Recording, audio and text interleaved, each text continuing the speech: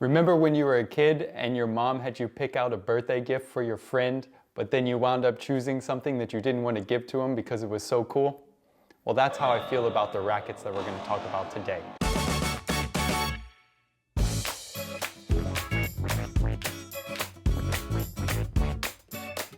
My brother helped me out with my taxes, and as a thank you gift, I'm sending him these two rackets, the Adipower Control 3.3 and the Starvie Astrum 2024 edition.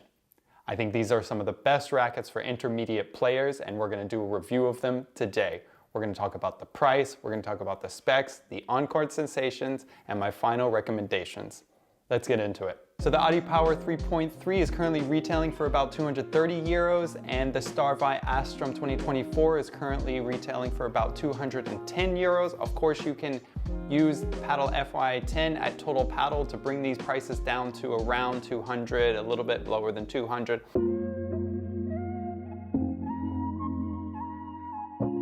We're going to start our discussion off today with the Adipower 3.3.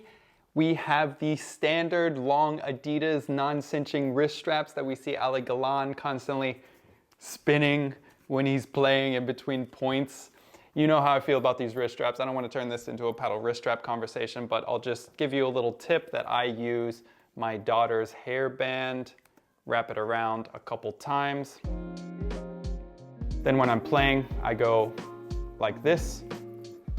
And I prefer this to spinning it around all the time and dealing with that mess. This goes to an octagonal end cap, which is black, which indicates that this racket uses Adidas Ava Soft Performance. This is Adidas as soft as Ava. This goes up to an 11 centimeter handle. It's a very narrow, small handle. You'll see a lot of reviewers complain about how they get blisters from using this handle. I try to use rackets as I receive them directly from the manufacturers, but honestly I couldn't.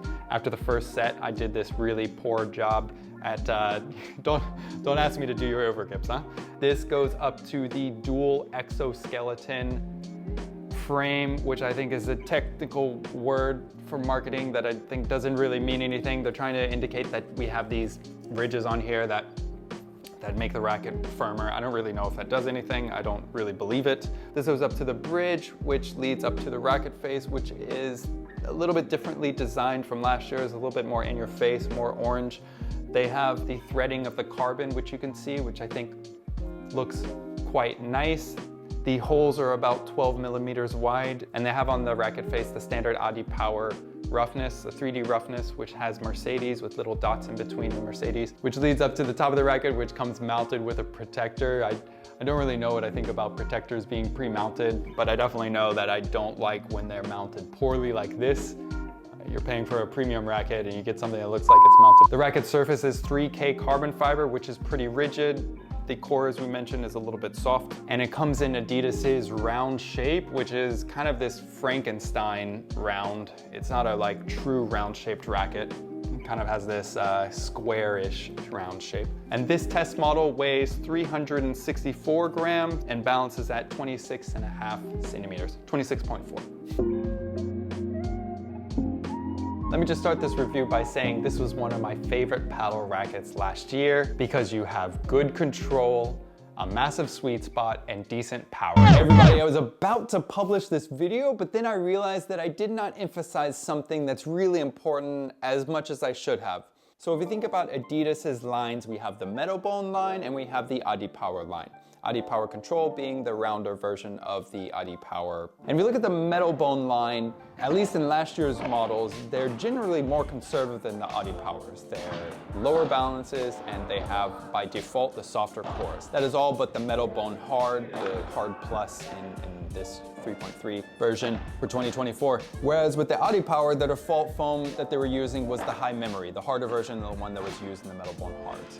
In general, the Adipowers are also more aggressive with the roughness that they're providing, in addition to the balance and the hardness, right? So in general, it's a more aggressive line. However, it seems like Adidas is changing it to make the Adipower line a little bit more accessible, using the softer foam as opposed to the high memory foam that was used in the previous year's version. What does this mean? This means that you have higher ball output and you have a larger sweet spot. This means that for me, this racket is more for a an early intermediate or an intermediate player, or a player who really doesn't want any vibrations at all. I think the last year's model did not really vibrate very much at all.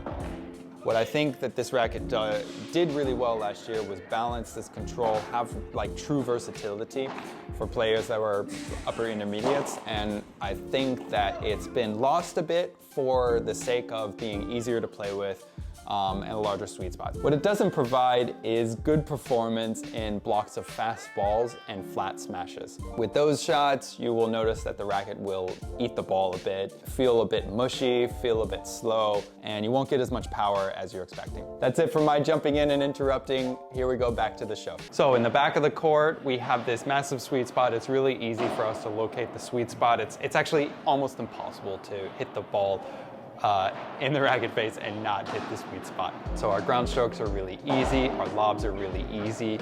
You get a bit of compression in the racket face when you make contact with hard balls, which gives you this feeling of the racket face kind of caressing the ball, which I think can be a little bit damaging in fast shots, so I would encourage you to not block as many balls with this racket. You really want to let the ball go to the wall, take a little bit of time, and then use a chiquita or a lob to kind of get out of the back of the court. When it comes to the aerial game, you feel, again, on faster shots, a little bit of absorption of the ball on the racket face, which I noticed in 2 times, basically in hard flat shots, and then, which I didn't love so much, but I liked it more when I was giving spin to my Vibras, for example.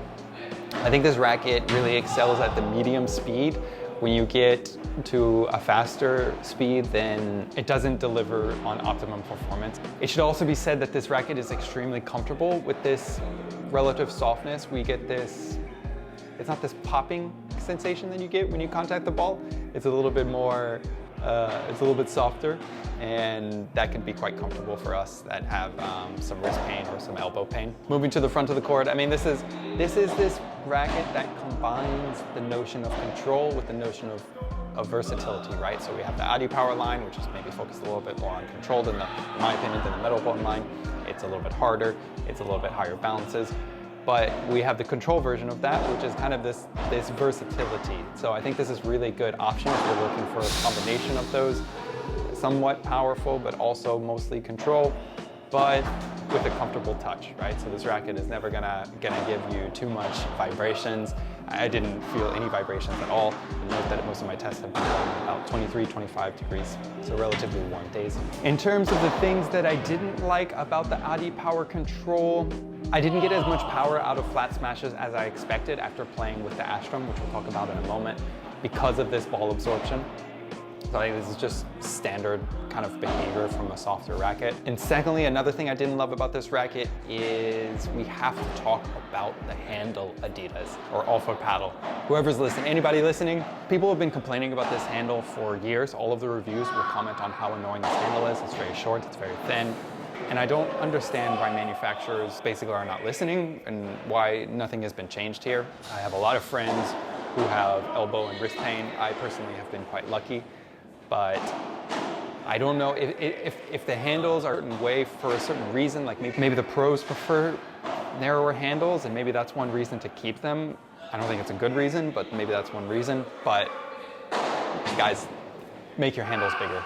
This is, I had a conversation with a friend recently and he's had a lot of issues and he's switching from this racket to that racket. And the biggest thing though is getting larger handles, and we don't all want to use 5 overgrips in order to have a handle that's a normal size. And I don't have a massive hand, and this handle was tiny for me. I don't think anyone plays with a pencil stick, right? So that's the end of my rant.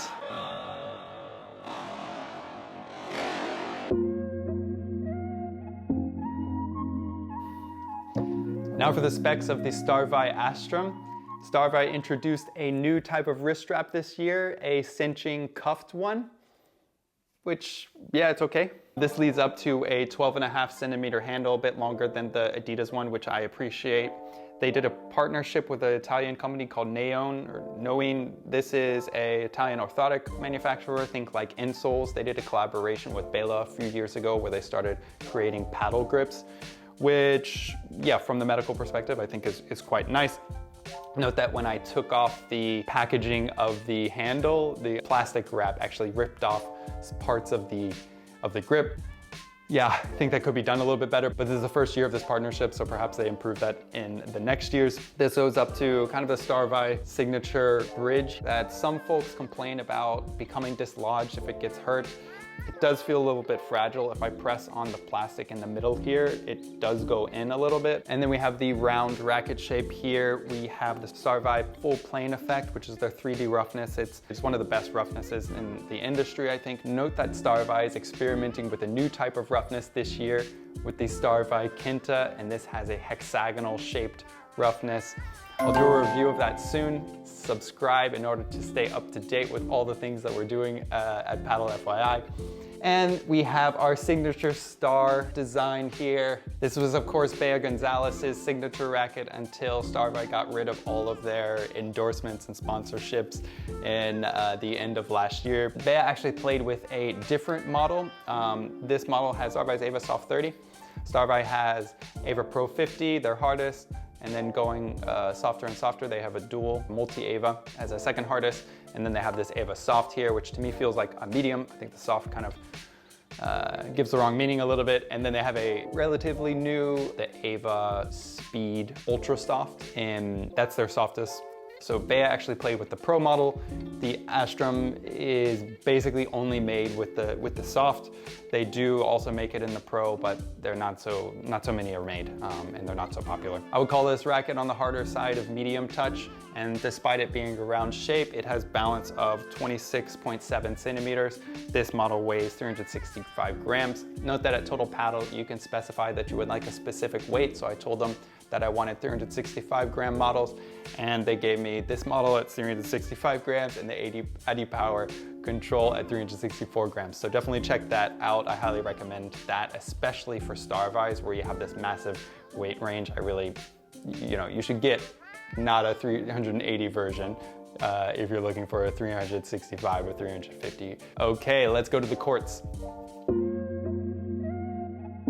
So to begin our discussion of the Starvie Astrum, I'd like to state very clearly my biases about Starvie. I like that they're made in Spain. I like that they're made in Europe. I like that they abandoned their endorsement and sponsorship programs so they can take what they used to spend on marketing and put it back into the company and back into product development. I like that they're constantly experimenting with things like new shapes of roughness, handle vibration reducing partnerships from orthotic specialized companies. I like that they're some of the most solid feeling and most durable rackets that I've ever played with. I like that the prices are reasonable despite not being made in China and Pakistan like most of the rackets that they're competing with. I like that when I grab the racket, I immediately can tell that it's made by a company that's been specializing in making paddle rackets for decades. So in terms of pros of this racket, it is durable, it is solid, it is an amazing mix of power and control. When we're in the back of the court, you have this snap that is from the hardness of the foam. I know it's called Ava Soft, but let's call it a medium foam, and then you have a double layer of 3K carbon fiber. 3K carbon fiber is generally like the hardest-ish carbon fiber used in paddle rackets. And you have 2 layers, and let's not underestimate the impact of having 2 layers. Like, you feel that the carbon fiber does not give very much. So in terms of power, you're not lacking any. You may be lacking a little bit of weight in the head, but I do also feel surprised by how much I can feel the tip of the racket. Like, the tip of the racket can drag, and I would say if you're not interested in anything that would drag at all, you'd like to consider more of a control and maneuverability over power, then go for the Adipower Control. In the back of the court, I feel like this racket makes sure that you have good technique. This racket is probably for a bit more of an advanced-ish player, maybe not, I don't know, but you don't want to be swinging your wrist around when you're playing with this racket because you will miss a lot of shots. You need to make sure that you have a really good timing, and you need to make sure that you have good technique because this racket requires it. You need to be hitting your shots from your back, not from your wrist. And this racket is really excelling when we're going into the aerial game and we have the benefits of the round shape of the sweet spot. I like round shaped sweet spots in general to talk about my biases because I love the aerial game, I love bandejas and vibras, and this racket gives you a lot of satisfaction there because it's really hard and it's really, you can swing through the ball without getting that bounce effect, which makes the ball go out of control a little bit. So you can do the gesture quite well, which allows you to also put a little bit more spin. You don't have the grabbing of the ball that happens from a softer racket face. It is noticeably harder than the Adipower Control, but you do have the ability to go through the gesture more completely without worrying about sending the ball too strongly to the back of the court. When I switched from the Astrum to the Adipower Control, I noticed that a lot of my bandejas were bouncing up the back wall a little bit more than I expected. I really had to control my swing a little bit more and go for the side wall more than the back wall and vibras off the back wall. In terms of the cons, I've already mentioned a couple, but firstly, you do feel the racket head. It does, I don't know what it is about Starvies, but when I grab them, I automatically feel like there's additional round of weight, particularly around the top tip of the racket. I don't know why that is, but that's how it feels to me. You also notice when you miss the sweet spot. This racket will penalize you quite dramatically if you miss the sweet spot. So if you're afraid of missing the sweet spot, don't go for this racket. It will give you a lot of satisfaction when you do hit the sweet spot, and then when you miss it, it will go in the net, basically. You can't miss a sweet spot, which means that you need to get your body in preparation quite early. And if you can't judge the ball and then you can't get your feet in the right place, then you can't get your upper body in the right place and everything will be missed. So if you're not feeling comfortable with that yet, go for the Adipower Control. When you want to smash the ball with this racket, I was super surprised. It is a lot more powerful than I expected. I was really easy to bring the ball back. I liked topspin smashes. I liked flat smashes. I really like smashing with this racket. It's not going to be like a diamond because you're hitting the ball in the center of the racket face, but the hardness of it gives you an extra punch. Okay, so my final recommendations and opinions on these rackets. These rackets are truly some of my favorite rackets that I've ever played with. I'd recommend these rackets to any intermediate player.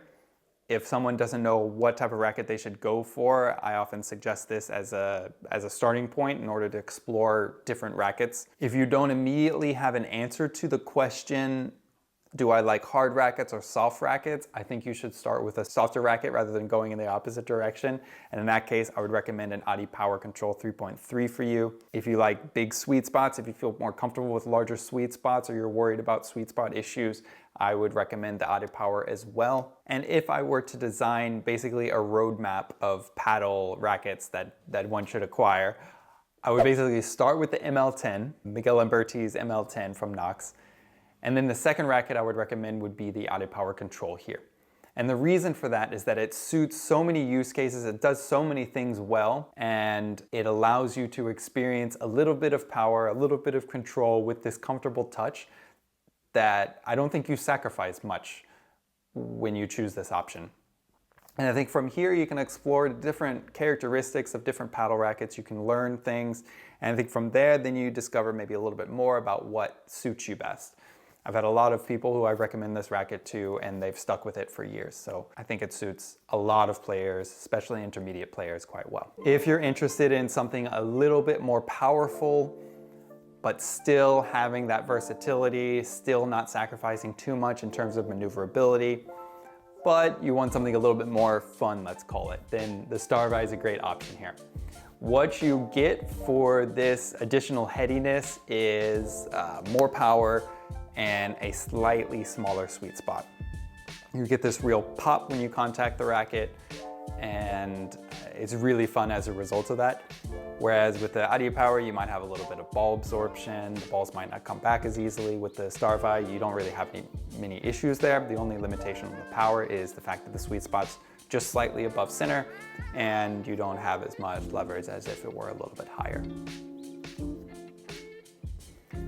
Also, the roughness is maybe slightly stronger. I feel it's slightly more than the Adipowers, but I wouldn't say that it adds too much more spin, but if you like the feel of the roughness, then that is maybe something to consider. Its hardness feels more solid, feels more durable, and in general, I think Starvie rackets tend to last much longer than Adidas's rackets. So that is it for our review of the best intermediate paddle rackets. I've played with a lot of rackets in the recent months, and I can confidently say that these are some of my favorite rackets that I've played with, and I think they suit so many use cases, and I think a lot of players should explore playing with them rather than getting the thing that's on discount or the thing that's most powerful or the thing that their favorite paddle player plays with. I will leave you guys with a little clip of me playing with the Starvie and the Adipower, and I will see you on the next video. You should drop a like and a subscribe and comment any questions you have. I respond to all the comments. Thank you so much for joining me on this journey. Have a good day.